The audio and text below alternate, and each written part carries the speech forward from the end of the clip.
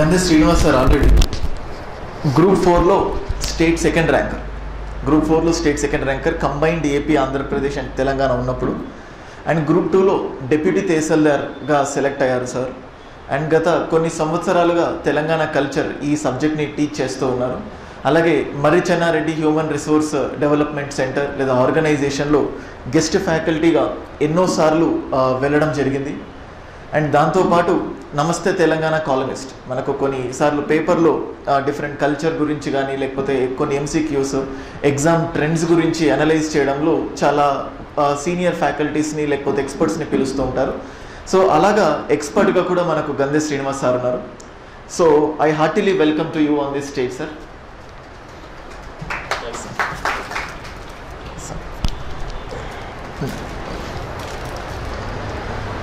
So పర్టికులర్గా కొన్ని common doubts కానీ ప్రిపరేషన్కి సంబంధించి లేకపోతే సిలబస్కి సంబంధించి, ఎందుకంటే తెలంగాణ స్టేట్లో ఒక రకంగా జస్ట్ 1 year బ్యాక్ ఎలాంటి వాతావరణం అయితే ఉందో 1-2 years బ్యాక్ మీకు గుర్తుండే ఉంటుంది. పాత చీఫ్ మినిస్టర్ అసెంబ్లీ సాక్షిగా ఇన్ని వేల పోస్ట్స్ వస్తున్నాయి అని చెప్పేసరికి తెలంగాణ రాష్ట్ర వ్యాప్తంగా ముఖ్యంగా ఈ గ్రూప్ 1 గ్రూప్ 2 ప్రిపేర్ అయ్యే స్టూడెంట్స్లో ఒక రకంగా చాలా తెలియని సంతోషం, అంటే పీక్స్కి వెళ్ళిపోయింది సంతోషం. అంటే ఎన్నో సంవత్సరాల నిరీక్షణ అంటాం కదా, అంత పీక్స్కి వెళ్ళిపోయిన తర్వాత ఒకానొక టైంలో కంప్లీట్గా లోకి వెళ్ళిపోయిందంటే ఎగ్జామ్ పేపర్స్ లీక్ అవ్వడం, అంటే అంత సాఫీగా సాగుతుంది, ఏదో ఏం జరగకుండా ఏమైనా ఉందా అని అనిపించింది. అంటే కొన్నిసార్లు స్టూడెంట్స్ కూడా అడిగారు, సార్ ఇంత నీట్గా జరుగుతుంది నమ్మొచ్చా అని కూడా ఈ లీకేజ్ కంటే ముందే అడిగారు. But all of A sudden ఒక ఉపద్రవం లాగా పేపర్ లీకేజ్ అవ్వడం, అశోక్ నగర్లో, ఎస్ఆర్ నగర్లో, దిల్సుఖ్ నగర్లో స్టూడెంట్స్ అందరూ హాస్టల్స్ ఖాళీ చేసి మళ్ళీ వెళ్ళిపోవడం, ఇంకా ఆ ఎగ్జామ్ పేపర్ లీకేజ్ గురించి కూడా పెద్దగా స్పందించకపోవడం, ఇది చాలా సాదా సీదా అని చెప్పడం. ఎందుకంటే స్టూడెంట్స్ ఈ ప్రిపరేషన్ ఫేజ్లో చాలా చాలా ఒడిదుడుకులు, అంటే పర్టికులర్గా ఫైనాన్షియల్ చాలా ఖర్చు పెట్టి, సో కొన్నిసార్లు ఫుడ్ని కొంచెం కాంప్రమైజ్ చేసుకొని లేకపోతే అంత యావరేజ్ ఫుడ్ లేకపోతే యావరేజ్ హాస్టల్స్లో ఉంటూ రీడింగ్ రూమ్స్లో ఉంటూ సమ్మర్లో చాలా ఇబ్బందులు పడుతూ ఇంత చదివారు. బట్ ఇది చాలా వేస్ట్ అయిపోయింది. అండ్ దీంతోపాటు లాస్ట్ 2 yearsలో కూడా మళ్ళీ పాస్డ్ అవుట్ అయిన వాళ్ళు, లేకపోతే అంతకుముందు కొన్ని కారణాల వల్ల సరిగ్గా అప్లై చేయని వాళ్ళు, లేకపోతే సరిగ్గా ప్రిపేర్ కాని వాళ్ళు, వీళ్ళందరూ మళ్ళీ coming back to the track అన్నట్టు. సో ఈ టైంలో గ్రూప్ 1 అండ్ గ్రూప్ 2కి సంబంధించి కలిపి ప్రిపేర్ అవ్వాలా లేకపోతే అందులో ఎలా చూడాలి ఏంటి అన్నట్టు దీనికి సంబంధించిన కంప్లీట్ డౌట్స్ని ఒక నివృత్తి చేయడానికి, దానికి సాల్వ్ చేయడానికి, అండ్ అలాగే ఎలా విజయం సాధించాలి, సో ఈ సబ్జెక్ట్స్ని ఎలా చూడాలి, వీటి గురించి ఎక్స్ప్లెయిన్ చేయడానికి గంధి శ్రీనివాస్ సార్ని మాట్లాడమని కోరుతున్నాను. సార్ మాట్లాడిన తర్వాత ఇంకొన్ని ఇంపార్టెంట్ థింగ్స్, సో ఎలా ముందుకెళ్ళాలి ఏంటి అవన్నీ నేను డిస్కస్ చేస్తాను. Thank you.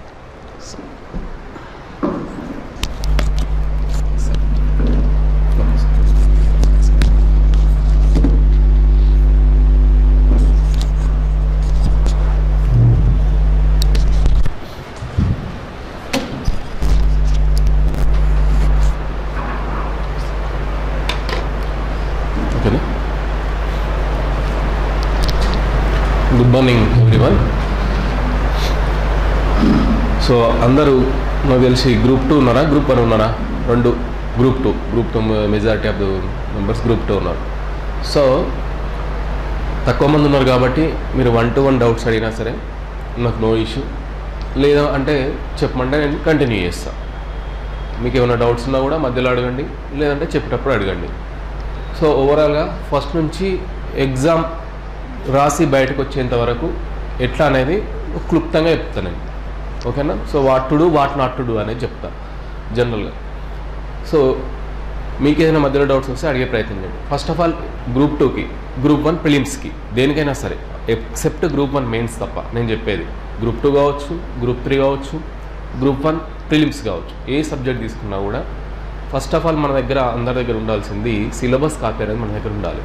You should not refer any బుక్లో ఇచ్చిన ఇండెక్స్తో సంబంధం లేదు, మనకు మార్కెట్లో ఇంకేదో ఉంటాయి కదా సిలబస్ ఏం సంబంధం లేదు. టీఎస్పీఎస్సీ వాళ్ళు రిలీజ్ చేసినటువంటి సిలబస్ కాపీ అనేది మన దగ్గర ఉండాలి. ఎట్లుండాలంటే ఇప్పుడైతే పర్సులు ఎక్కువ యూజ్ చేస్తారో లేదో నాకు తెలియదు కానీ, సో పర్సులో దాని కాపీ, పర్సులోనైనా లేడీస్ అయినా మీ జేబులో ఎప్పటికీ దాని ఒకటి ఉండాలి. పొద్దున్న లేవగానే మనం ఎట్లున్నామని చెప్పి అద్దంలో చూసుకుండు కాదు, మన క్రాప్ ఎట్లుంది మనం ఎట్లున్నామని అద్దంలో చూసుకుండు కాదు. ఫస్ట్ లేవగానే సిలబస్ కాపీ ఒకసారి చూసుకోవాలి. సిలబస్ కాపీలో ప్రతి యూనిట్కి సంబంధించిన పాయింట్స్ ఉంటాయి కదా, ఆ అంశాలు ఉంటాయి కదా, వాటిని తరోగా చదువుకోవాలి. సో అది మనకు గాడ్, అదే మనకు మొదటి గురువు. సిలబసే మనకు మొదటి గురువు. దాన్ని ఎస్కేప్ అయ్యి మనం దాని నుంచి విడిపోయి ఏదేదో చదువుతుంటాం, బుక్లో ఏదేదో ఇస్తుంటారు, ఏదో రాస్తుంటారు. ఇంకోటి బుక్స్లో కూడా చదివేటప్పుడు ఎట్లుంటుందంటే వాళ్ళు మిస్లీనియస్గా రాసుకుంటూ వస్తారు. కొన్ని బుక్స్ మాత్రమే యాజ్ పర్ సిలబస్ కన్సైజ్ చేసి క్లుప్తంగా రాస్తారు, కొన్ని మాత్రం డిఫరెంట్ వేలో రాసుకుంటూ వస్తుంటారు, అనవసరం కూడా ఇస్తుంటారు. ఇక్కడ ఏంటంటే సిలబస్ ఎందుకు సార్ అని మీరు అడిగింది అనుకో నన్ను, సింపుల్గా మామూలు టర్మినాల్లో తెలంగాణ లాంగ్వేజ్లో చెప్పాలంటే నా ఎక్స్ప్లెనేషన్, ఓ బస్ స్టాండ్కి వెళ్ళినాం, జేబీఎస్కి వెళ్ళినాం, నేను కరీంనగర్కి వెళ్ళాలనుకుంటున్నా. బస్సు బోర్డు చూసి ఎక్కుతారా, బోర్డు చూడకుండా ఎక్కుతారా? ఏదో ఒకటి డైరెక్ట్ అయితే బస్సు పోయి కూర్చోరు కదా, కూర్చుంటే అది కరీంనగర్ పోవాల్సింది ఎటో విజయవాడ ఇంకెటో పోతుంది. So in the same way మీరు ప్రిపేర్ కావాలనుకున్నప్పుడు కూడా సిలబస్ కాపీ అనేది మీ దగ్గర ఉండాలి. That is the first important thing. Syllabus copy మొత్తం బై హ్యాండ్ కావాలి. సింపుల్గా చెప్పాలంటే అసలు నెక్స్ట్ ఏం వస్తుంది అని చెప్పేసి మీకు సిలబస్ కాపీ అనేది బై హ్యాండ్ కావాలి. ఇంకా తర్వాత బుక్ సెలెక్షన్ ఒకవేళ మేము ఆఫ్లైన్ అయినా సరే ఆన్లైన్ అయినా సరే మేము కోచింగ్ తీసుకోవడానికి ఇంట్రెస్ట్ ఉంటుంది మాకు అంటే యూ కెన్ అఫోర్డ్, దానివల్ల నష్టం ఏం లేదు. ఓకేనా? మాకు ఆఫ్లైన్ కానీ ఆన్లైన్ కానీ మేము ఎకనామికల్గా బేర్ చేయలేమన్న వాళ్ళకు బుక్స్ విషయానికి వస్తాం.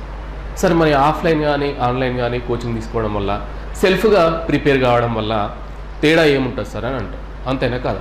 ఇప్పుడు ఆఫ్లైన్కి వచ్చినాకు చిన్న ఎగ్జాంపుల్, లైఫ్ ఎగ్జామ్, ఆఫ్లైన్కి వచ్చినాకు ఆల్రెడీ నేను టీఎస్ కల్చర్ ఉంది.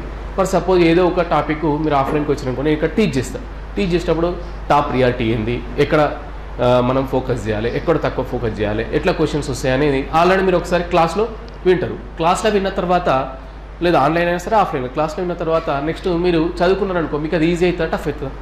సో ఈజీ అవుతుంది. అంటే మీరు ప్రిపేర్ అయ్యే విధానాన్ని సింప్లిఫై చేస్తుంది కోచింగ్ అనేది. మీరు ప్రిపేర్ అయ్యే విధానాన్ని సింప్లిఫై చేస్తుంది కోచింగ్ అనేది. అంతే తప్ప కోచింగ్ తీసుకుంటే జాబ్ వస్తుంది, ఆఫ్లైన్ కోచింగ్ తీసుకుంటే జాబ్ వస్తుంది, ఆన్లైన్ కోచింగ్ తీసుకుంటే జాబ్ వస్తుంది, లేకపోతే జాబ్ రాదనేది ముచ్చట కాదు. So the way of your preparation will be simplified. ఓకేనా? అది కోచింగ్. లేదు సార్ మాకు అట్లా కాదు అంటే బుక్ సెలెక్షన్కి వచ్చినప్పుడు ఎప్పుడైనా సరే నేను ఇక్కడ చెప్పేటువంటి ముచ్చట గ్రూప్ 1 ప్రిలిమ్స్ వరకు వర్తిస్తుంది, గ్రూప్ 1 మెయిన్స్కి ఇక్కడ వర్తించదు. ఓకే? గ్రూప్ 1 మెయిన్స్ ఇది కంప్లీట్ డిఫరెంట్. అది నేను దానికి డీల్ చేయను. నేను దానికి ఎవరైనా అడిగినా కూడా I don't give suggestions also. Group 1 మెయిన్స్కి నేను గ్రూప్ 2కి, గ్రూప్ 3కి, గ్రూప్ 4కు అండ్ ఆల్ అదర్ టీఎస్పీఎస్సీ ఎగ్జామ్స్కి అండ్ గ్రూప్ 1 ప్రిలిమ్స్కి నేను ఇస్తాను. ఓకేనా? సో బుక్ సెలెక్షన్ అప్పుడు ఏం చేయాలంటే మీరు ఒకటి ఏ సబ్జెక్ట్ అయినా సరే కన్సర్న్ తెలుగు అకాడమీ వాళ్ళది బుక్ ఉందనుకోండి. For suppose Telugu academy publish చేస్తే ఆ తెలుగు అకాడమీ బుక్ ఒకటి దగ్గర పెట్టుకోండి. ఇంకొకటి ప్రైవేట్ ఆథర్ బుక్ ఏదైనా సరే, ప్రైవేట్ ఆథర్ది స్టాండర్డ్ బుక్ మీకు నచ్చింది, మార్కెట్లో 3-4 ఉంటే మీరు అనుకొని ఏదైనా ఒకటి తీసుకోండి. సో తెలుగు అకాడమీ బుక్ ఒకటి, ప్రైవేట్ ఆథర్ బుక్ ఒకటి, రెండు కూడా మన దగ్గర ఉండాలి. ఎందుకు ఉండాలి సార్? ఆల్రెడీ ప్రైవేట్ ఆథర్ ఉంది కదా, మళ్ళీ తెలుగు అకాడమీ ఎందుకు సార్ అని అన్నాను అనుకో. తెలుగు అకాడమీ బుక్ ఎవరు రాస్తారు? నాలాగా నేను సారు రాయను. అర్థమవుతుందా? అలా అంతా ఎక్స్పర్ట్ ప్రొఫెసర్స్ ఉంటారు. ఎవరెవరికి ఇవ్వాలనో గవర్నమెంట్ చూసి ఆ ఎక్స్పర్ట్ ప్రొఫెసర్, ఆ సంబంధిత ప్రొఫెసర్లకు ఏ పాఠం ఎవరికి రాయాలని చెప్పి అప్పచెప్తుంది. వాళ్ళు ఎవరికి ఇచ్చిన లెసన్ వాళ్ళు తీసుకొచ్చి రాస్తారు. సో రాసినప్పుడు ఏం చేస్తారంటే వాళ్ళకు ఆ సబ్జెక్ట్ మీద, ఆ కన్సర్న్ టాపిక్ మీద మాకన్నా ఎక్కువ నాలెడ్జ్ ఉంటుంది. ఎందుకంటే వాళ్ళు ప్రొఫెసర్లు ఇక్కడ మేము జస్ట్ టీచ్ చేసేవాళ్ళం, ఇక్కడ ఎవరి రెస్పెక్ట్ వాళ్ళకి ఇవ్వాలి. సో వాళ్ళు చేసేటప్పుడు దాని మీద నిష్ణాతమైన పరిశోధన చేసి దానికి నేషనల్ లెవెల్ కానీ ఇంటర్నేషనల్ లెవెల్ కానీ ఇంకెక్కడున్న దానికి సంబంధించిన యాంగిల్స్ అన్నీ చూసి రాస్తారు. సో అట్లనే మనకు తెలుగు అకాడమీలో కొన్ని ప్రైవేట్ ఆథర్స్ మెన్షన్ చేయనటువంటి ఇష్యూస్ కానీ టాపిక్స్ కానీ ఉంటాయి. ఇది ఎట్లా చెప్తారు సార్ మీరు ఇంత ఖచ్చితంగా? మీకు ఎట్లా తెలుసు అంటే మనకు తెలంగాణ ఉద్యమ చరిత్ర అనేది 2016 రాష్ట్రం ఏర్పడిన తర్వాత 2016 గ్రూప్లో పెట్టారు, అందరికీ తెలిసిన విషయం. సో అంతకన్నా ముందు తెలంగాణ ఉద్యమ చరిత్ర లేదు లెసన్, అది మనకు సిలబస్లో ఆ పేపర్ లేదు.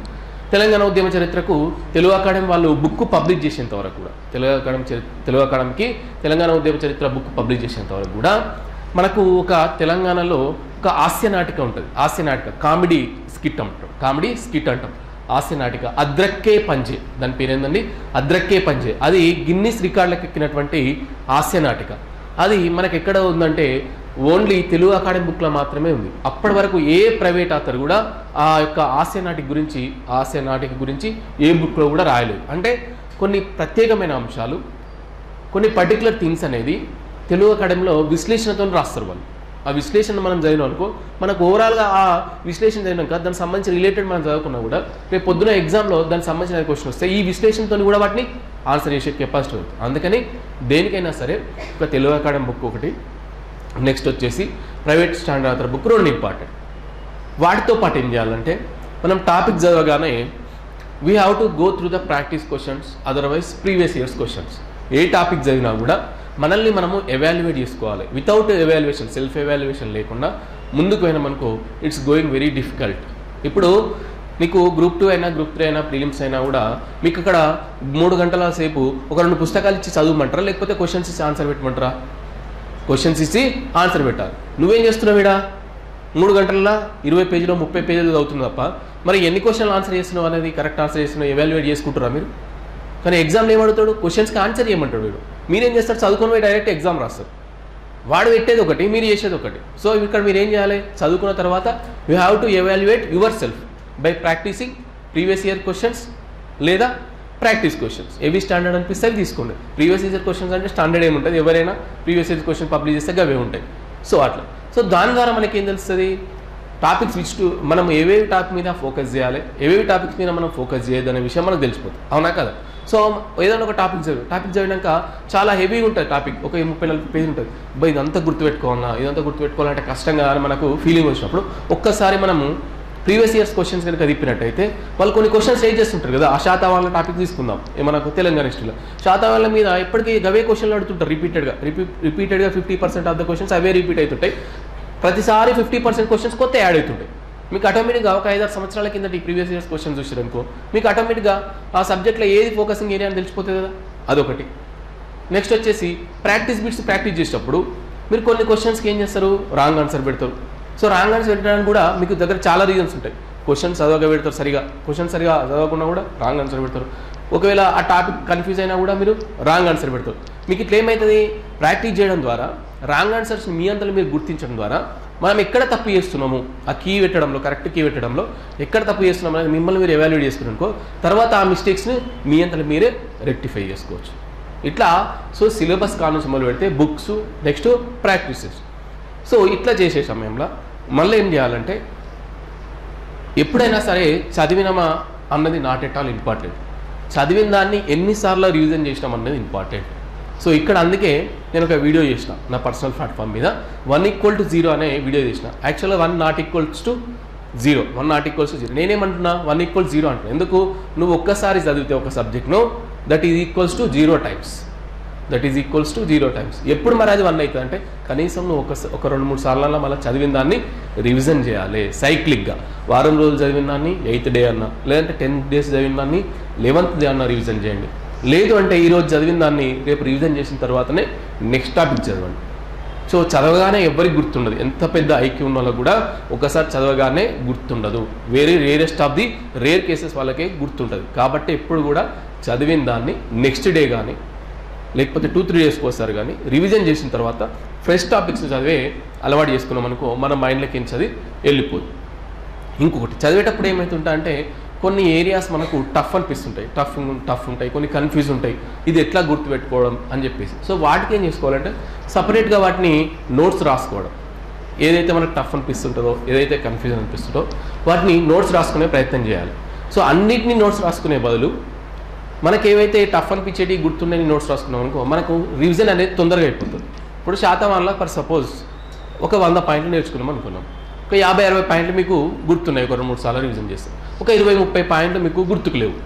అటువంటి ఆ 20-30 పాయింట్లను కీవర్డ్స్తో షార్ట్ నోట్స్ రాసుకున్నాం అనుకో రేపు పొద్దున ఈ 50-60 పాయింట్ ఎట్లయినా గుర్తుంటాయి, ఒకసారి బుక్ తిప్పేస్తే అయిపోతుంది. కాకపోతే 20-30 పాయింట్ల మీద మళ్ళీ ఒకసారి మీకు స్ట్రెచ్ చేయాల్సి ఉంటుంది. షార్ట్ నోట్స్ తీసి ఒకసారి స్ట్రెచ్ చేసాం అనుకో అవి కూడా మీకు గుర్తుండే అవకాశం ఉంటుంది. ఇట్లా గుర్తుకు లేనప్పుడు ఇంకా తర్వాత ప్రతి సబ్జెక్టుకు కూడా షెడ్యూల్ వేసుకోవాలి, ఏది ఎన్ని రోజులు చదవగలుగుతాను. ఇంకొకటి సబ్జెక్ట్ని సెలెక్ట్ చేసుకుంటప్పుడు కూడా హై ఫెచ్చింగ్ ఏరియాస్ను ఫస్ట్ సెలెక్ట్ చేసుకోవాలి.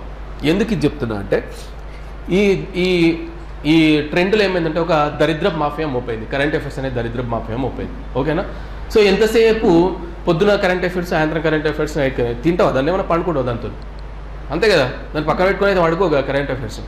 సో దేనికైనా సరే ఎంత టైం కేటాయించాలో అంత టైం కేటాయించాలి.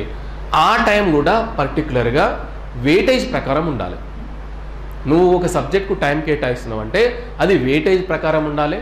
ఇంకొకటి దేని ప్రకారం ఉండాలంటే నీకు అది టఫ్ అనిపించింది అనుకో కొద్దిగా ఎక్కువ టైం పెట్టాలి, ఈజీగా అనిపించింది అనుకో కొద్దిగా తక్కువ టైం ఇవ్వాలి. అంతే అని చెప్పి ఎవరో ఏదో షెడ్యూల్ ఇచ్చారు ఇంకేదో దాన్ని గుడ్డిగా ఫాలో కావద్దు.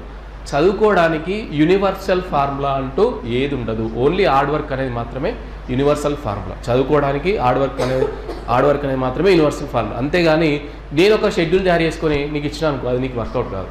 అది నా కెపాసిటీకి, నా ఐక్యూకు, నా నాలెడ్జ్కి తగ్గట్టు ఉంటుంది. అర్థమవుతుందా?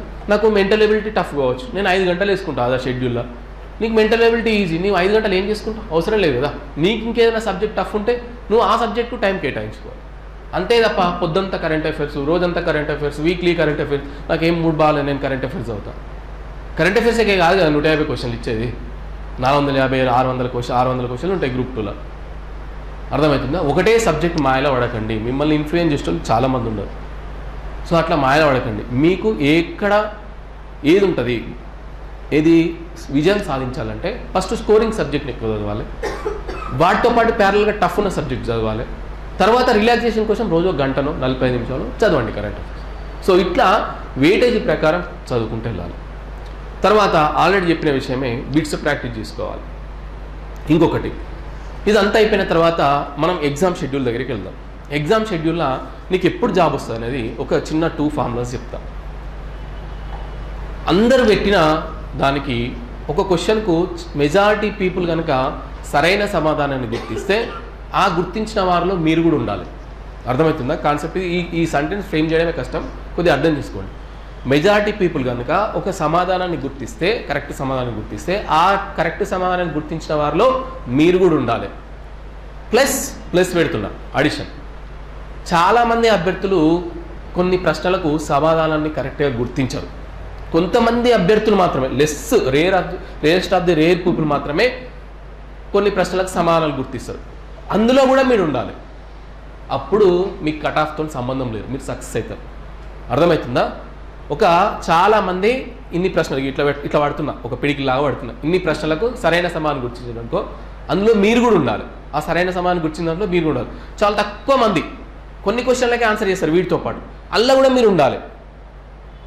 సో ఏమవుతుంది ఇక్కడ మీకు అర్థమవుతుందా? మీరు మ్యాక్సిమం మెజారిటీ వాటికి ఆన్సర్ చేస్తారు, ఇక్కడ పోతారు అందరూ సరిగా చదవకపోవడం వలనో, ఇంకేదో టఫ్ ఉండో, కన్ఫ్యూజ్ అయ్యో, ఇంకేదో అవి వేసి వీళ్ళు వెళ్ళిపోతారు. సో ఈ ప్లస్లో ఎవరైతే ఈ రెండింటి ఈక్వేషన్స్ ఎవరైతే సాటిస్ఫై చేస్తారో సక్సెస్ కట్ ఆఫ్తో సంబంధం లేకుండా, మీ రిజర్వేషన్తో సంబంధం లేకుండా టాప్లు ఉంటారు. ఎప్పుడైనా ఎగ్జామ్లో రాగానే అందరు పెట్టేవారికి మీరు కూడా ఆన్సర్ పెట్టాలి, కిక్ ఉంటుంది.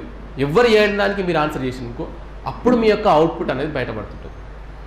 ఈ క్వశ్చన్కి ఎవరు ఆన్సర్ పెట్ట టఫ్ వచ్చింది, నేను దీనికి పెట్టినా అన్నప్పుడు you are right, you are on the track. చెప్తా అడిగి ఓకేనా? సో అటువంటిప్పుడు ఏం చేయాలంటే దీనికి బెస్ట్ సొల్యూషన్ ఏంటంటే బుక్స్ ఎక్కువ చదవదు. ఎప్పుడైనా మినిమం 2 బుక్స్ ఉండాలి, మ్యాక్సిమం 3 బుక్స్ ఉండాలి. Minimum 2 books, maximum 3 books.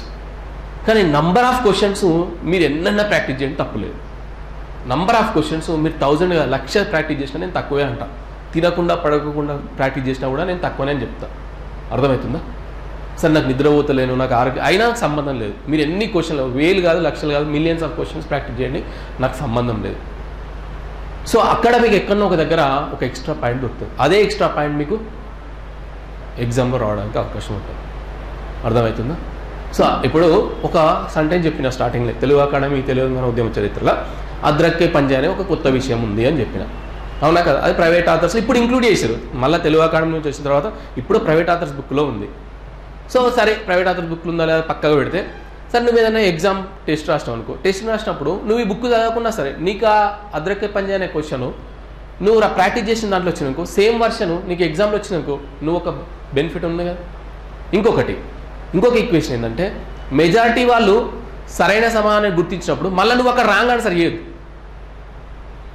చాలామంది ఒక క్వశ్చన్ కరెక్ట్ సమాధానం గుర్తించినప్పుడు మీరు పొరపాటున కూడా మీరు దానికి తప్పు సమాధానాన్ని, రాంగ్ ఆన్సర్ను చూజ్ చేసుకో. అట్లయినా కూడా మీరు ఇంత తక్కువ ఆన్సర్ పెట్టినా కూడా మీ మెజారిటీలో తప్పు మీరు పెట్టారనుకో, ఇక్కడ ఉన్న దాంతో ఇక్కడ కంపెన్సేట్ అయిపోయి మీ స్కోర్ డౌన్ అవుతుంది.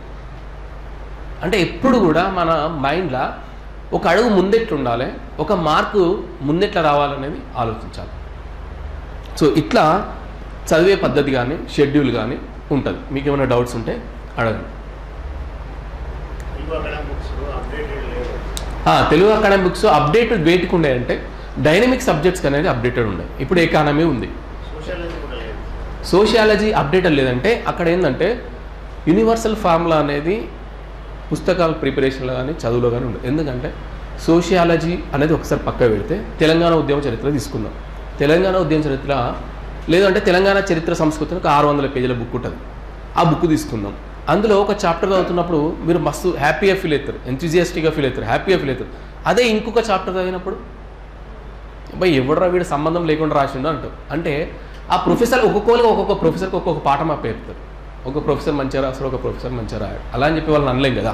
So in the same way sociology కూడా ఈ మన స్త్రీలకు సంబంధించిన ఉద్యమాలు, సామాజిక ఉద్యమాలు చాప్టర్ మాత్రమే బాగుంటుంది. కులము, వివాహము వీటికి కూడా కొన్ని మిడిల్ లెవెల్ ఉంటాయి, మరీ అంత ఉండదు. సో మీకు అర్థమైపోతుంటుంది చదువుతుంటాయి. ఇక్కడ మీ అందుకే చెప్పినాను నేను, ప్రైవేట్ ఆథర్ది తెలుగు అకాడమిక్ పక్కన పెట్టుకుంటే మీకు కంపారిజన్లో తెలిసిపోతుంది ఏది బెటర్ ఉందని చెప్పేసి. సో అందుకే రెండు చూజ్ చేసుకున్నాం. సింగిల్ అనేది ఎప్పుడు కూడా రాంగ్. సో ఇంకోటి అప్డేటెడ్ ఇన్ఫర్మేషన్ ఏమిటి ఉండదు, ఎకనామిక్ అప్డేటెడ్ ఇన్ఫర్మేషన్ ఉండదు. ప్రతి సబ్జెక్ట్లో కూడా రోజు ఏదో ఒకటి రిపోర్ట్ వస్తూనే ఉంటుంది. ఇప్పుడు సోషియాలజీ అన్నాడు, ఉమెన్స్ సంబంధించిన క్రైమ్ రిపోర్ట్ ఉంటుంది. వాళ్ళు ఎప్పుడో 2 నెలల కింద రాశారు, ప్రతిసారి తీయరు కదా. వాళ్ళు ప్రైవేట్ ఆథర్స్ కాదు కదా, గవర్నమెంట్ వాళ్ళు. అంటే వాళ్ళు ఏంది ఒకటి పబ్లిష్ చేయాలి కాబట్టి పబ్లిష్ చేస్తారు అంతే తప్ప వాళ్ళకి ఎందుకు ఉంటుంది ఇంట్రెస్ట్ ఉండదు. కాకపోతే వాళ్ళు ఏంటంటే దానికి సంబంధించిన స్టాటిక్ ఇన్ఫర్మేషన్, మారినటువంటి ఇన్ఫర్మేషన్ను తెలుగు అకాడమీ నుంచి గ్రహించి అప్డేట్ అయ్యే ఇన్ఫర్మేషన్ ప్రైవేట్ ఆథర్స్ నుంచి తీసుకోవాలి. అట్లా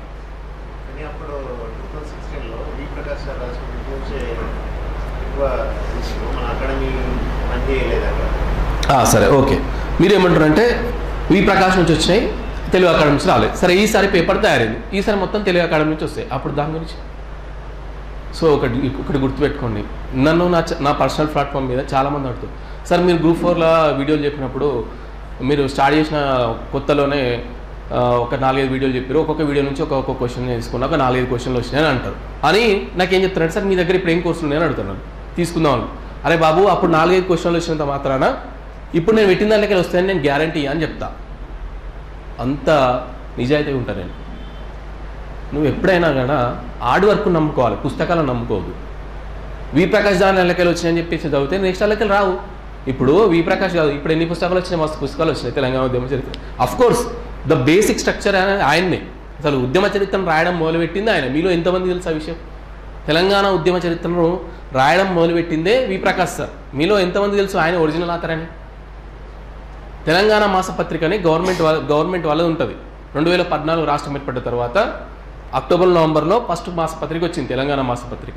ఆయన అప్పటి నుంచే ఈ యొక్క తెలంగాణ ఉద్యమ చరిత్రను ప్రతి మంత్, తెలంగాణ మాసపత్రిక మంత్లీ మ్యాగజైన్ ఉంటుంది కదా, ప్రతి మంత్ ఈ సిలబస్ను రాసుకుంటూ వస్తుండే ఒక 5-6 పేజీలు ప్రతి మ్యాగజైన్లో. మేము అప్పుడు ఆ మ్యాగజైన్లు అన్నీ ఆన్లైన్లో అక్కడెక్కడ తెచ్చుకొని 5-6 పేజీలు అన్నీ ఒక దగ్గర పెట్టుకొని చదువుకుంటున్నాం సిలబస్. ఆయన బుక్ రాకముందు. అంటే ఉద్యమ చరిత్రను రాసింది స్వయంగా ఆయన్ని.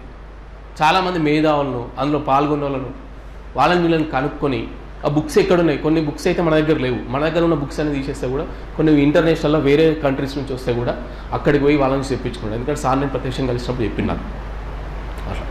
సో ఎప్పుడు కానీ ఈ పుస్తకం నుంచి క్వశ్చన్లు వచ్చాయని రాను నేను, అందుకే అన్నా సిలబస్ నుంచి క్వశ్చన్లు ఇస్తారు, గుర్తుపెట్టుకోరు. వి ప్రకాష్ ఆ సిలబస్ ఉన్న అన్ని అంశాలను కవర్ చేస్తారు, అందుకనే వాళ్ళ నుంచి వచ్చినాయి.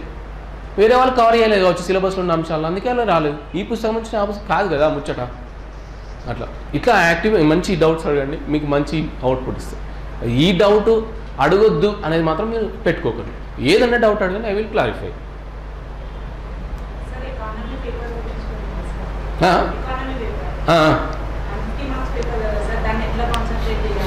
ఫస్ట్ ఎకానమిక్ పేపర్ అన్నప్పుడు ఫస్ట్ భయం పోగొట్టుకోవాలి. First of all Telangana economy పట్టుకోవాలి.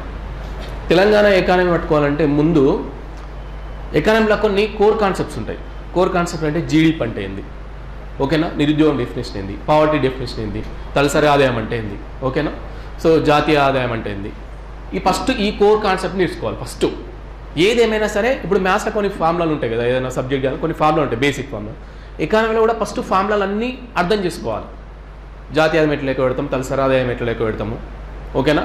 ఇప్పుడు ఇంకేముంటాయి మనకు వ్యక్తిగత ఆదాయం, అలా డిఫరెంట్ పన్నులు అంటే ఏంటి, ఫస్ట్ ఆ కోర్ కాన్సెప్ట్ చదవాలి. చదివిన తర్వాత తెలంగాణ ఎకానమీకి తలసరి ఆదాయం అన్న గదే కాన్సెప్ట్ వర్తిస్తుంది, ఇండియన్ ఎకానమీకి తలసరి ఆదాయం అన్న గదే కాన్సెప్ట్ వర్తిస్తుంది కదా, అవునా కదా. సో ఫస్ట్ అందుకనే ఎకానమీలో కోర్ కాన్సెప్ట్ చదువుకున్న తర్వాత నిమ్మలం కావాలి. ఫస్ట్ నాకు అన్ని కోర్ కాన్సెప్ట్స్ వచ్చినాయి అంటే నేను ఏ సైంటిఫిక్ ఎకనామికల్లో ఉన్న టర్మినాలజీ ఏది ఉన్నా కూడా ఫస్ట్ ఆ టర్మినాలజీ మీనింగ్ నాకు తెలుసు అని అన్న తర్వాత మీరు తెలంగాణ ఎకనామిక్ రండి. తెలంగాణ ఎకనామీలో 50కి 45 క్వశ్చన్లకు మీరు ఆన్సర్ చేయొచ్చు మెయిన్ ఎగ్జామ్లో. ఎందుకంటే తెలంగాణ ఎకనామీలో లిమిటెడ్ సిలబస్. 1956 తర్వాత 1948 నుంచి 56 మధ్య 56 తర్వాత మనకు ఉమ్మడి ఆంధ్రప్రదేశ్లో ఏ రకంగా అన్యాయం జరిగిందని మీద క్వశ్చన్లు ఇస్తారు. చెరువులు కావచ్చు, కుంటలు కావచ్చు, పనిముట్లు కావచ్చు, ఇంకా వివిధ రకాల విద్యారంగం కావచ్చు, చాలా రంగాల్లో మనకి ఎట్లా అన్యాయం జరిగిందని మీద క్వశ్చన్లు పడితే నెక్స్ట్ వచ్చేసి తెలంగాణ ఎకానమీ సర్వే నుంచే క్వశ్చన్లు వస్తాయి. ఇక వేరే దగ్గర నుంచి అడగడానికి కాస్త ఎందుకంటే ఇన్ఫర్మేషన్ లేదు కదా. ఉన్నది Telangana economy book, Telugu academy వాళ్ళు రిలీజ్ చేసిన బుక్ ఒకటి. ఇంకోటి అడిషనల్గా ఏం చదువుకోవాలి, తెలంగాణ ఎకానమీ సర్వే చదువుకోవాలి. అట్లా ఈ గవర్నమెంట్ వచ్చిన తర్వాత కొన్ని శ్వేతపత్రాలు వైట్ పేపర్స్ రిలీజ్ చేసింది, అవి చదువుకుంటే అయిపోతాయి. So Telangana economy is the most simplest subject to get the marks. అది అందులో మనకు 50కి 40+ రావాలంటే మీరు Telugu academy Telangana economy book చదువుకోండి. ఎందుకంటే అలా కొన్ని కమిటీలు ఇస్తారు మనకు. ఈ లెక్క 1956 నుంచి కుమార్ లలిత్ కమిటీ, భార్గవ్ కమిటీ, అటువంటి కొన్ని వస్తాయి క్వశ్చన్లు. తర్వాత తెలంగాణ ఎకానమీ సర్వే నుంచి తెలంగాణ ఐటీ గ్లాన్స్ ఒకటి, తెలంగాణ స్టాటిస్టికల్ అబ్స్ట్రాక్ట్ ఒకటి, ఈ గవర్నమెంట్ వచ్చినాక కొన్ని వైట్ పేపర్స్ వచ్చినాయి, వాళ్ళ నుంచే క్వశ్చన్లు వస్తాయి, వేరే అవసరం లేదు. ఇంకా తర్వాత థర్డ్ సెక్షన్లో ఏం చేయాలంటే థర్డ్ సెక్షన్ కూడా మన తెలుగు అకాడమీ వాళ్ళ బుక్ తీసుకొని ఆ వర్డ్ టు వర్డ్ ఒకసారి కంపేర్ చేసుకోరు. వర్డ్ టు వర్డ్ ప్రాంతీయ సమానతలు, పట్టణంలో ప్రాంతీయ అసమానతలు, లింగ అసమానతలు అని ఉంటాయి. వాళ్ళు ఇచ్చిన మ్యాటర్ మీకు ఓకే అనిపించిందా, ఓకే, తెలుగు అకాడమీ కానీ ప్రైవేట్ ఆథర్స్ కానీ ఓకే అనిపించిందా, లేదంటే గూగుల్ చేయండి.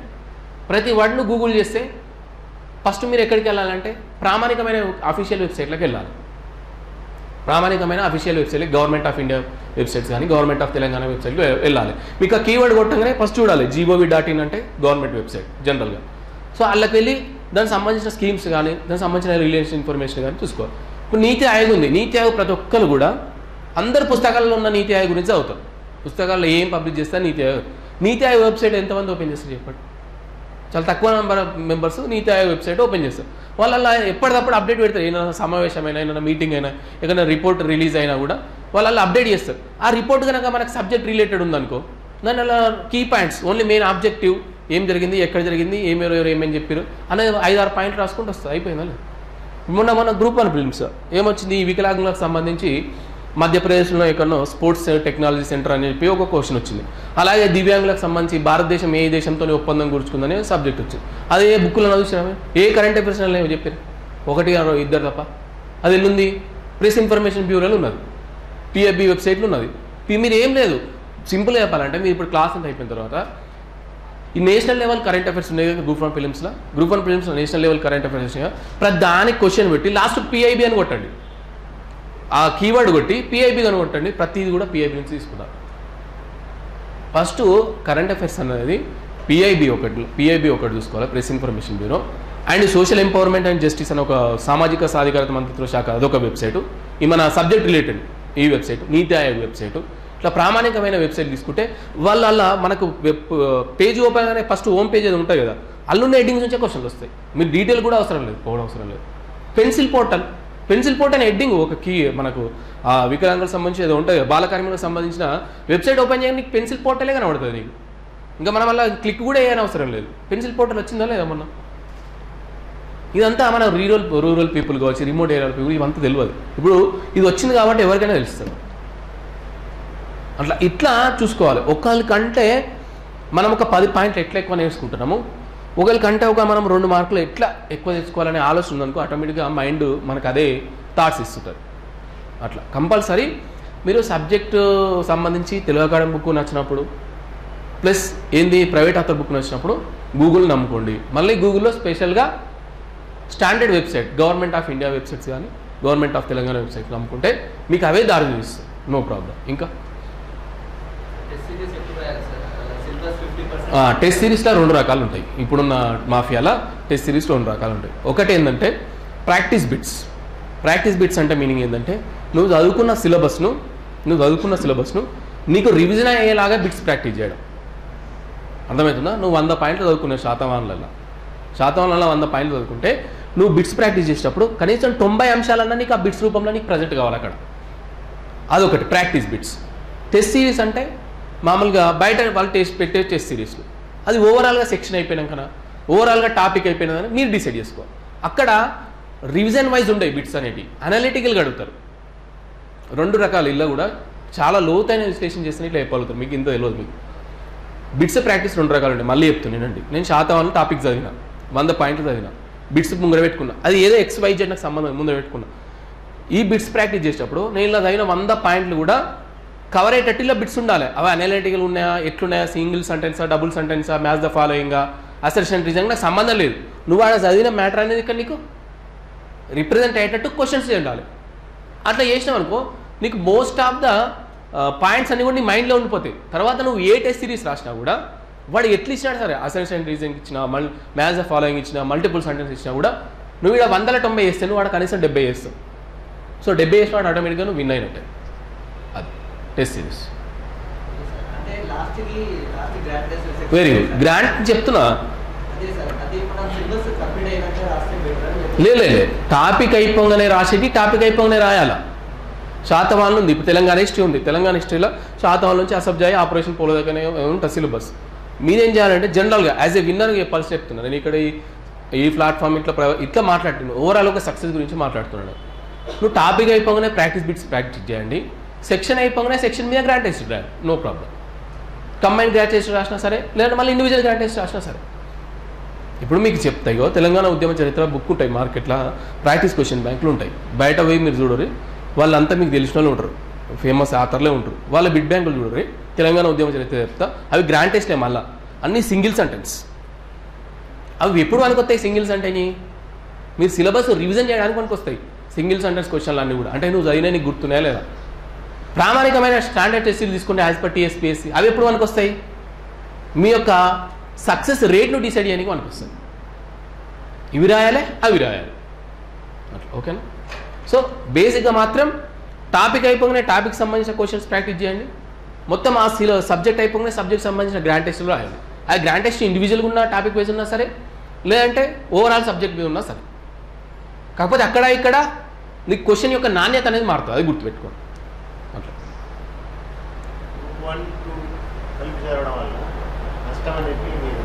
గ్రూప్ 1, 2 అనేది నేను పర్సనల్గా చెప్తాను. ఇది అనే ప్లాట్ఫామ్ మీద నేను చెప్పదు, అది కరెక్ట్, నాట్ కరెక్ట్.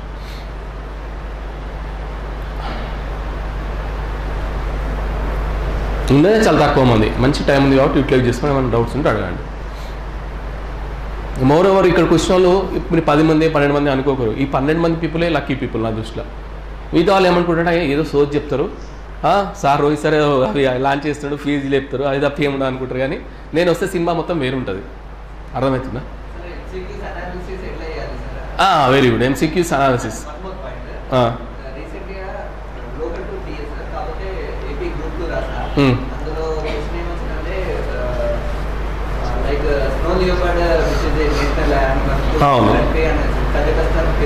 అవును, అర్థమైంది.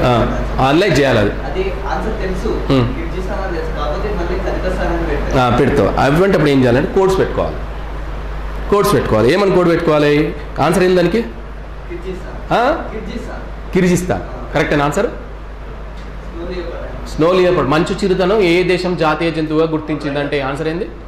కిర్గిస్తాన్. అయినా ఈ మంచు చిరుతలు ఏంద్రాబాయ్ అంత కిరికిరి చేస్తున్నాయని గుర్తుపెట్టుకో. అయిపోయింది కదా, అర్థమైపోయి. అంతే. టెక్నిక్స్ ఇంకా చాలా ఉంటాయి. సో కొన్ని లిమిటెడ్గా ఇక్కడ చెప్పదాన్ని. నీకేమొచ్చింది ఇప్పుడు? నీకు కజకిస్తాన్, కిర్గిజిస్తాన్ దగ్గర డౌట్ వచ్చింది, అంతే కదా. మంచు చిరుతలతో ఇదేం కిరికిరి రాబాయ్ నాకని గుర్తుపెట్టుకో. ఆన్సర్ ఏమొస్తుంది నీకు? అయిపోయాక అంతే. ప్రధానికి ఒక టెక్నిక్ ఉంటుంది. నువ్వు సబ్జెక్ట్ని ఇష్టపడాలి. ఇగో సింపుల్గా చాలా తక్కువ మంది ఉన్నారు కాబట్టి నిర్మోహమాటంగా చెప్తా. ఒకరిని లవ్ చేసిన ఒక అమ్మాయిని ఎన్ని అష్టకష్టాలు పడతావు చెప్పు? ఆమెను రీచ్ కావడానికి ఎన్ని అష్టకష్టాలు పడతావు చెప్పు? నువ్వు లేని ఉపాయాలను కూడా సృష్టిస్తావు. అంతే. సబ్జెక్ట్ని గుర్తు పెట్టుకోవడానికి కూడా మైండ్కి పని చెప్పినావు అనుకో, ఆటోమేటిక్గా అదే నీకు జనరేట్ చేస్తుంటుంది కోడ్స్. ఎప్పుడైనా సరే ఏ టాపిక్ అయినా కన్ఫ్యూజ్ అయినప్పుడు right short notes with keywords to remember the topic. అయినా కూడా మీకు గుర్తుంటున్నప్పుడు క్రియేట్ ద కోడ్స్. నువ్వు పేపర్ లీక్ చేసి అయితే మనం ఎగ్జామ్ రాస్తలేం కదా. నీతిగా నిజాయితీగా ఎట్లా రాసినా సరే మనకు కావాల్సింది గ్రూప్ 2 గ్రూప్ 3లో వాళ్ళు ఇచ్చిన ప్రశ్నకు సరైన సమాధానాన్ని గుర్తించాలి. అది నీతిగా నిజాయితీగా, అవునా కాదు? That's it. కోడ్స్ పెట్టుకోవడం అనేది చాలా ఉత్తమమైన, అది గ్రూప్ 1 ప్రిలిమ్స్ దాకా మనకు వస్తుంది. గ్రూప్ 1 మెయిన్స్కు డిస్క్రిప్టివ్కి ఈ కోడ్స్ టెక్నిక్ అనేది పనిచేయదు. ఇప్పుడు ఒక్కొక్క లైక్కి ఒక్కొక్క రకంగా ఉంటుంది, అవునా కదా. ఇప్పుడు మెంటల్ ఎబిలిటీ నాకు వచ్చినంత మీకు రాకపోవచ్చు, మీకు వచ్చినంత నాకు రాకపోవచ్చు. కాకపోతే ఏంది అక్కడ హార్డ్ వర్క్ అనేది ఎక్కువ చేయాలి. కొన్ని నాకు ఎక్కువ గుర్తున్నాయి, కొన్ని మీకు ఎక్కువ గుర్తుంటాయి. సో నాకు గుర్తుండేటప్పుడు నేను ఏం చేస్తాను, ఆటోమేటిక్గా కోడ్స్ పెట్టుకోవాలి, తప్పదు. కాకపోతే ఆ కోడ్స్ అనేవి మనమే జనరేట్ చేసుకోవాలి. కోడింగ్ టెక్నిక్స్ అనేవి మనమే జనరేట్ చేసుకోవాలి. జనరేట్ చేయాలంటే ఆడ నువ్వు చదువుతున్న పదాల మీద, చదువుతున్న టాపిక్స్ మీద వాటితో మాట్లాడాలి. నువ్వు మంచు చిరుతలు కజికిస్తాను, మంచు చిరుతలు కిరిగిస్తాను అని మనసు పెట్టకుండా అయినావు అనుకో, నీకేం కోడ్ రావు. అదే మనసు పెట్టి మంచు చిరుత కిరిగిస్తానని చదువు, నీకు ఏదో ఒక కోడ్ అదే క్రియేట్ చేస్తుంటుంది నీకు. అట్లా ఇంకా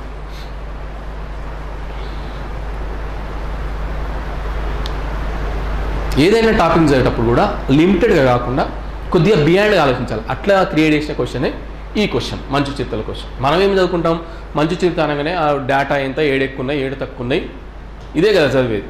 అటువంటిప్పుడు నాకు ఆలోచన రాలి, మంచు చిరుతను ఎక్కడైనా ప్రత్యేకమైన జంతువుగా గుర్తించారా, ఇంకేమైనా ఉందా దీనికి సంబంధం. అప్పుడు ఆ ఎగ్జామినర్ వాటి పేపర్ తయారు చేసినప్పుడు అదే ఆలోచన వస్తుంది. పిల్లలంతా కూడా ఎక్కడ ఎక్కువ ఉన్నాయి, ఎక్కడ తక్కువ ఉన్నాయి, ఏ రోజున రిపోర్ట్ రిలీజ్ అయిందని వచ్చేటప్పుడు మనకు సడన్గా థాట్ వస్తుంది, మంచి చిరుతాన్ని కొడుతున్నాడు వాడు. ఎగ్జామ్లో ఎట్లా పేపర్ తయారు చేస్తాడు, జస్ట్ శాంపుల్ చెప్తున్నాడు, మంచి చిరుతాన్ని కొడతాడు. పుట్టగానే ఏన్నో ఒకటి 10వ వెబ్సైట్ చూపిస్తుంది, మంచి చిరుతను ఈ యొక్క దేశము జాతీయ జంతువుగా గుర్తించిందని చెప్పేసి వాడు అది తీసుకొచ్చి అడుగుతాడు. ఎగ్జామినరు క్వశ్చన్స్ను ఎట్లా ఫ్రేమ్ చేస్తాడో ఆలోచించి ఆ స్టేజ్లో నువ్వు ఉండి చదివినావు అనుకో, మిమ్మల్ని ఎవరు ఆపలేరు. సోషియాలజీ క్వశ్చన్స్ తయారు చేసేటప్పుడు నేను అందరు ఏ పుస్తకాలు చదువుతారో మీకు అందరికీ తెలుసు. నేను అన్ని వెబ్సైట్లు కొట్టి తయారు చేసాను, ప్రతిదీ కూడా వెబ్సైట్ కొట్టి తయారు చేసాను. సోషియాలజీ కాస్ట్ చాలా లో పెట్టిన, అయినా కూడా నా మార్కెట్ లేదు, పోవట్లేదు నాకు.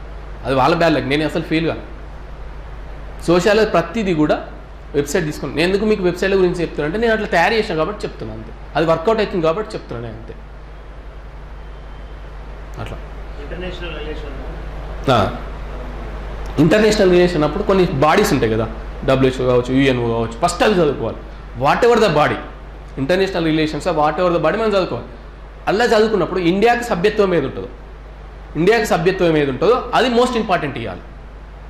అట్లనే ఇండియా రీసెంట్గా ఏదైనా సభ్యత్వం ఇచ్చినా, ఇండియా సభ్యత్వం ఉన్న దాంట్లో ఇంకోరు ఎవరైనా చాడ్ అయినా, మొన్న బ్రిక్స్ వచ్చింది కదా క్వశ్చన్, ఇట్లానే బ్రిక్స్లో ఆల్రెడీ మన సభ్యత్వ దేశం కాబట్టి ఇంకోరు ఎవరైనా యాడ్ అయినప్పుడు మనోడు ఫోకస్ చేసిండు అక్కడ.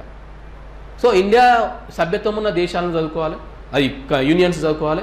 అట్లే ఆ యూనియన్లకు ఎవరైనా వచ్చి యాడ్ అయినా చదువుకోవాలి. ఆ యూనియన్లతో మనం పెట్టుకున్న సంబంధాలు రీసెంట్గా ఏమైనా ఉంటే చదువుకోవాలి. స్టాటిక్ ఫస్ట్ చదువుకోవాలి. స్టాటిక్ ఫస్ట్ చదువుకున్న తర్వాత కరెంట్ అఫైర్స్లో ఇంటర్నేషనల్ అంశాలు ఉంటాయి కదా, అవి చదువుకున్నాం అనుకో 100 to 70% కవర్ అవుతుంది. 100% అని మనం చెప్పలేము, ఎందుకంటే ఆ టాపిక్ సిలబస్లో పెట్టడమే దరిద్రం.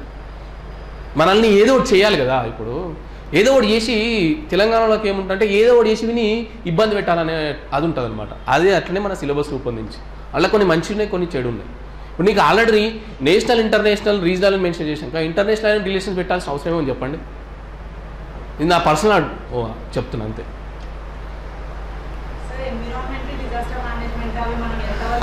Very good.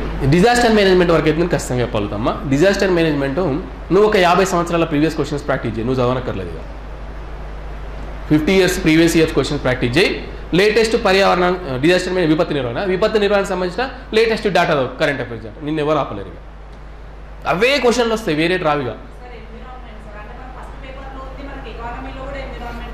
ఎన్విరాన్మెంట్ అంటే తెలుగు అకాడమీ వాళ్ళ బుక్ తీసుకోండి ఒకసారి. తెలుగు అకాడమీ వాళ్ళ బుక్ తీసుకొని ప్రజెంట్ దేనివల్ల సొసైటీలో ఎకనామీకి, పర్యావరణానికి హాని కలుగుతుంది పేపర్ చదివేటప్పుడు ఆలోచించండి. పేపర్ ఇప్పుడు ఈ వేస్ట్ ఎలక్ట్రానిక్ వేస్ట్ వల్ల హాని కలుగుతుంది. సో ఈ వేస్ట్ మీద పాలసీ ఏమైనా ఉందా, దానికి సంబంధించిన కంట్రీస్ ఏమైనా చట్టబద్ధమైన రూల్స్ చేసినాయా, దానివల్ల మనకి ఎంత నష్టం ఉంది. ఇట్లా సొసైటీలో ప్రజెంట్ నడుస్తుంది, పర్యావరణానికి సంబంధించి సొసైటీలో ప్రజెంట్ నడుస్తుంది, కరెంట్ అఫైర్స్లో మనకి ఏదైతే నడుస్తుందో దాని రిలేటెడ్ అంశాలు ఎక్కువ ఫోకస్ చేయాలి. ఇప్పుడు కొన్ని ఏమో రెడీమేడ్గా దొరుకుతాయి మనకు. ఇప్పుడు తెలంగాణ ఉద్యమ చరిత్ర మార్కులు 100 బుక్ నుండి నేను వచ్చిన బుక్ చదువుకుంటాం, అవునాగా. కొన్ని సబ్జెక్టులు రెడీమేడ్గా మనకు దొరికాయి, మనమే వాటిని రిసోర్సెస్ తెచ్చుకొని తయారు చేసి అందమైన బొమ్మగా తెచ్చిద్దాం. అట్లా ఒకటి గుర్తుకొట్టుకోండి, అందరికి చెప్తున్నా, 10 మందిలో నాకు సంబంధం లేదు. కానీ అకాడమిక్ సబ్జెక్ట్స్ టీచ్ చేయడం వేరు, కోచింగ్ సెంటర్లో సబ్జెక్ట్ టీచ్ చేయడం వేరు. ఇది ఒక్కటి మాత్రం మీరు బాగా మైండ్లో గుర్తుపెట్టుకోండి. అకాడమీ సబ్జెక్ట్ ఎవడో ఎక్కడో పిహెచ్డీ చేసిందని చెప్పి వాడు కోచింగ్ సెంటర్కి వచ్చి కోచింగ్ చెప్తున్నా తోపు కాదు. He has to decide the questions, he has to guess the questions, he has to focus the main top priority. అటువంటి వాళ్ళని చూజ్ చేసుకోండి. మీరు చూజ్ చేసుకుంటప్పుడు ఇప్పుడు మన దగ్గరనే ఉన్నారు చాలామంది, ఇప్పుడు మీలో ఉంటారు చాలామంది గ్రూప్ 2 గ్రూప్ 1 ప్రిపేర్ అకాడమీ ఇన్ని ఇట్లా కెమిస్ట్రీ చెప్పి, ఇన్ని ఇట్లా ఫిజిక్స్ చెప్పి, డిగ్రీ కాలేజీలో జూనియర్ కాలేజీలలో పనిచేసేవాళ్ళే గ్రూప్ 1 గ్రూప్ 2. మరి వాళ్ళకి ఎందుకు వస్తలేవు? మరి వాళ్ళకే రావాలి కదా ముందు మరి. సో అకాడమీ సబ్జెక్ట్ టీచ్ చేయడం వేరు, దాన్ని ఇన్ రెస్పెక్ట్ ఆఫ్ కాంపిటేటివ్ ఎగ్జామ్లో టీచ్ చేయడం అనేది చాలా డిఫరెంట్. ఆలోచన విధానం ఉండాలి. నువ్వు సబ్జెక్ట్ని బట్టి సబ్జెక్ట్ మీద రీసెర్చ్ చేయగానే అయిపోదు. ఆ రీసెర్చ్ను కాంపిటేటివ్కి ఎట్లా మౌల్డ్ చేయాలనేది చాలా ఇంపార్టెంట్. అదొకటి గుర్తుపెట్టుకో. 2 పాయింట్ మేజర్గా ఇప్పుడున్న యూట్యూబ్ ఇన్ఫ్లుయెన్స్ వల్ల కరెంట్ అఫైర్స్కి ఎంత ప్రాధాన్యత ఇవ్వనో అంత ప్రాధాన్యత ఇవ్వండి, ఓవర్ ప్రాధాన్యత ఇవ్వకండి. సెకండ్ వచ్చేసి ఎవడో మంచిగా చెప్తుండు, ఎవడో ఎక్స్ప్లెనేషన్ ఇస్తుండు, ఏదో మిమ్మల్ని నవ్విస్తుండు కవ్విస్తుండు అని చెప్పేసి కాకుండా వాడు చెప్పేటప్పుడు కనీసం వాళ్ళ నుంచి ఒక్క ప్రశ్న ఎట్లా వస్తుందో చెప్పగలుగుతుండా. While teaching a subject I have to show. So ఇక్కడ నుంచి ఈ ఏరియా నుంచి ఎగ్జామ్లో ఇట్లా క్వశ్చన్ ఫ్రేమ్ చేస్తాడు, వాడిని చూజ్ చేసుకోండి. ఎంతమంది ఉన్నారు చెప్పండి యూట్యూబ్లో అట్లా క్వశ్చన్ ఫ్రేమ్ చేసేవాళ్ళు? నేను చెప్తే ఇప్పుడు ఏళ్ళ మీద చెప్తే ఎవరెవరు ఉన్నారు మీరు చెప్పండి ఒకసారి. నన్ను అందుకే ఎవరి దగ్గర రానియాను సారాలు ఉంటుంది తప్ప, ఎందుకంటే నాకు జాబ్ ఉంది కదా. మీరు వద్దండి నేను జాబ్ చేసుకుని వస్తా. మీరు ఒక్కసారి ఆలోచించండి. మీరు పెట్టాలి సార్. మీరు ఇంత చెప్తారు కదా, ఒక్కసారి మీరు చెప్పేటప్పుడు గెస్ చేయండి సార్ క్వశ్చన్ ఎట్లా వస్తుందో. ఒక 10 చెప్తే అది వాళ్ళు ఒక్కటని వచ్చేటట్టు చెప్పండి అని అనాలి. 10కి 10 అవసరం లేదు, 10కి 5 అవసరం లేదు, 3 అవసరం లేదు. ఆయన గెస్ చేసి చెప్తాడు కదా టాపిక్స్ అయిన తర్వాత. 10 చెప్తే కనీసం మాకు రాబోయే దాంట్లో ఒక్కటని వచ్చేటట్టు గెస్ చేయండి సార్ అని చెప్పాలి. అటువంటి చెప్పమా. అనవసరమైన తమ్ముళ్ళు అవన్నీ మెట్టరిగా మీ టైంని కిల్ చేస్తుంది, మీకు అర్థమవుతలేదు. ఇప్పుడున్న దాంట్లో ఈ ఫామ్లో ఇట్లా మాట్లాడుకుంటుంటే చాలా ఫామ్లోస్ వస్తుంటాయి. మీ టైంను కిల్ చేసుకోకండి. మీరు ఏం చేస్తారు? టైంని యూటిలైజ్ చేసుకుంటామంటే మనం ఒక ముందడుగు చేస్తున్నాం, టైంలో మేము మంచిగా వాడుకుంటాం కాబట్టి మేము విన్నింగ్. కానీ మీరు టైంని యూటిలైజ్ చేసే ప్రాసెస్లో ఏం చేస్తారు? టైంను కిల్ చేస్తారు. అది చేయకండి. బలగం క్వశ్చన్ చెప్పినప్పుడు చెప్పండి సార్. అట్లా నేను పర్సనల్ ప్లాట్ఫామ్ మీకు ఏం చెప్పాను నాకేమన్నా ఓకేనా? మీ క్వశ్చన్స్ కూడా నాకు అర్థమైపోతుందమ్మా. సో నా పర్సనల్ ప్లాట్ఫామ్ పేరు కూడా చెప్తున్నాను ఇక్కడ, మీరు అర్థం చేసుకోండి. బలగం సినిమా మీద క్వశ్చన్ ఫ్రేమ్ చేసినప్పుడు చాలామంది అడిగారు, ఏం సార్ గీది క్వశ్చన్ వస్తా మీరు ఏం చెప్తారు సార్ మీరు అని చెప్పేసి తెలియని వాళ్ళు అడిగారు. అంటే it's a part of syllabus అని కూడా వాళ్ళకి తెలియదు. తెలంగాణ సంస్కృతిలో భాగంగా మనకు మూవీస్ మీద క్వశ్చన్స్ వస్తాయని కూడా వాళ్ళకి అది ధ్యాస లేదు. వాళ్ళకు బలగం మీద క్వశ్చన్ ఫ్రేమ్ చేసినప్పుడు గ్రూప్ 4 ఎగ్జామ్ కన్నా ముందు చాలామంది అడిగారు నన్ను, సార్ గిల్ల నుంచి క్వశ్చన్ అడుగుతారా సార్ అని. అట్లా అడిగి తర్వాత ఆన్సర్ పెట్టిన వాళ్ళు కూడా నాకు ఫోన్ చేసి చెప్పారు, సార్ మేము తిట్టుకున్నాం సార్ మీరు ఈ క్వశ్చన్ చెప్పినప్పుడు మా ఫ్రెండ్స్తో డిస్కస్ చేసాము, సారేంద్రబాయ్ బలగం సినిమా క్వశ్చన్ గీద అడుగుతారని తిట్టినా సార్, మళ్ళీ తీరా చూస్తే మళ్ళీ ఎగ్జామ్ అదే క్వశ్చన్ వచ్చిందని కూడా ఆ తిట్టుకున్న వాళ్ళు నాకు చెప్పారు. ఎందుకంటే క్లోజ్ అయినాక చెప్పారు. అంటే మనం సిలబస్ను ఎక్కడెక్కడ ఉందనేది స్పృశించాలి, తెలుసుకోగలగాలి. తెలంగాణ సంస్కృతిలో భాగమైంది తెలంగాణ మాండలికాన్ని హైలైట్ చేయడం, తెలంగాణ సంస్కృతికి అధికమైన గౌరవం ఇవ్వడం, తెలంగాణ సాంప్రదాయాలకు గౌరవం ఇవ్వడం, తెలంగాణ సంస్కృతి ఎక్కడ ఉట్టిపడితే అక్కడ నుంచి క్వశ్చన్లు రెడీ చేస్తారు ఎగ్జామ్లో. సో బలగం సినిమాలో ఏముంది మనకి చనిపోవడం పెట్టడం ఇవన్నీ ఉన్నాయి కాబట్టి తెలంగాణ సంస్కృతి కాబట్టి దాని నుంచి క్వశ్చన్ వచ్చింది ఆటోమేటిక్గా. సో ముందే గెజ్ చేసిన యాజ్ ఇట్ క్వశ్చన్ వచ్చింది. అట్లా మనం సబ్జెక్ట్ గెజ్ చేయగలగాలి, క్వశ్చన్ గెజ్ చేయగలగాలి. ఊరికి మంచి చిరుతలు రాగానే గణన నేను కూడా చెప్తా, మంచి చిరుతలు వచ్చిన 20 ఇళ్ళ నుంచి క్వశ్చన్ వస్తుంది, చిరుతలు వచ్చిన 20 ఇళ్ళ నుంచి క్వశ్చన్ వస్తుంది నేను కూడా చెప్తా. చెప్పరాదా?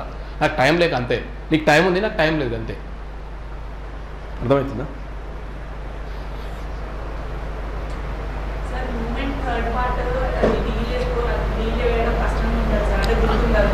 Course is the simple technique. Course పెట్టుకోవాలి, ఎట్లా పెట్టుకోవాలో ఆల్రెడీ కూడా చెప్పాను. Course is the major. Group 2 రాసే వాళ్ళకు 3 రాసే వాళ్ళకు ఇంకేదైనా సరే ఎక్సెప్ట్ గ్రూప్ 1 కోర్స్ క్రియేట్ చేసుకోండి. ఆటోమేటిక్గా కోర్స్ చెప్తాయి మీకే. వాటితో మాట్లాడండి ఒకసారి. సబ్జెక్ట్ చదివేటప్పుడు ఆ అక్షరాలతో మాట్లాడండి.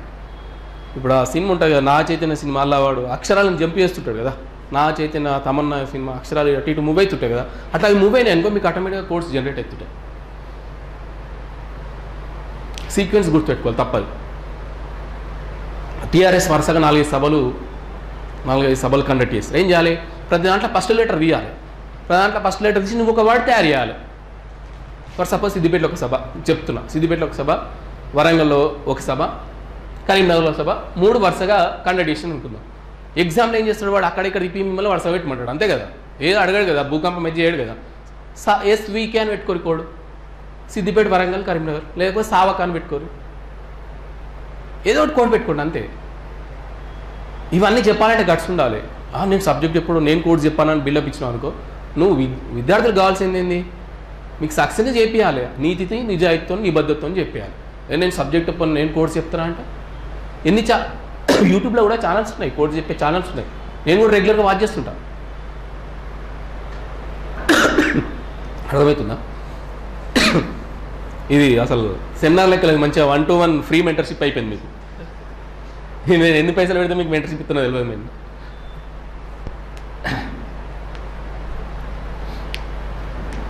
ప్రతి ఒక్కరు 3000 ఇవాళ పే చేసినట్టు ఇండైరెక్ట్గా రోహిత్ సార్కి వర్చువల్గా. అంటే గొప్పని కాదు అని చెప్తున్నాను నేను. ఇంత టైం ఏడి ఇప్పుడు నాకు వాట్సాప్లో మెసేజ్ పెడతాను, నా పనిలో నేను ఉంటాను. ఇప్పుడు ఇదే పని అనుకుని ఇక్కడికి వచ్చినా కాబట్టి చెప్పాలి, తప్పదు. అట్లా చెప్పమ్మా. Very good.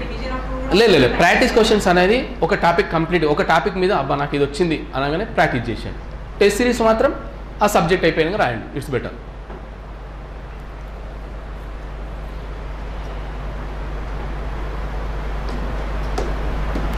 ఉన్నదే 10 మంది, మనిషికి ఒక డౌట్ కూడా అడుగుతారు. మీరు రావట్లేదు డౌట్స్, నేను చెప్తుంటే క్లియర్ అవుతున్నాయా? ఉన్నాయన్నీ మాకు చెప్పేటోళ్ళు ఎవరు లేరు.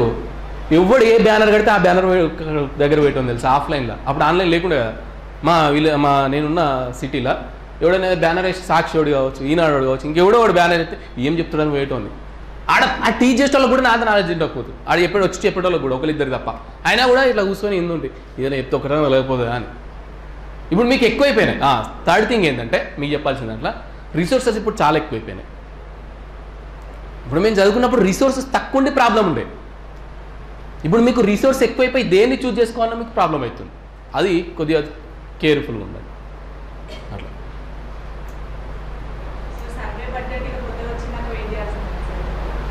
ఆఫ్టర్ ఎలక్షన్స్ వస్తే ఒకసారి చూడాలి కంపల్సరీ. మనకి ఎగ్జామ్ ముందు 15 రోజులు నెల రోజుల కన్నా ముందు ఏ అఫీషియల్ డాక్యుమెంట్ వచ్చినా చదవాలి. ఇక తప్పదు. ఇక ఒకసారి దీనం అంటే మునగాల్సింది. అట్లా పాతది ఒకసారి ఆపాలి. ఆపి ఎప్పుడైనా టైం పాస్ కానప్పుడు తిప్పాలి తప్ప దాన్ని పర్టికులర్గా మళ్ళీ పెట్టుకోవద్దు. ఎగ్జామ్ కన్నా 1 month ముందు ఒకవేళ అఫీషియల్ అదే కాదు ఏ అఫీషియల్ డాక్యుమెంట్ ఎగ్జామ్ కన్నా 1 month ముందు వస్తే దాన్ని చదవాల్సిందే. ఎందుకంటే క్వశ్చన్లు ఇచ్చేటప్పుడు ఒక్కొక్క ప్రొఫెసర్కి ఒక్కొక్క సబ్జెక్ట్ ఇచ్చినప్పుడు ఒకవేళ లేట్ తయారు చేసి పంపుతుండొచ్చు 15 రోజుల ముందటే. అప్పుడు ఆయన 16వ రోజు ఇస్తుండొచ్చు కదా క్వశ్చన్, తప్పేముంది. అట్లా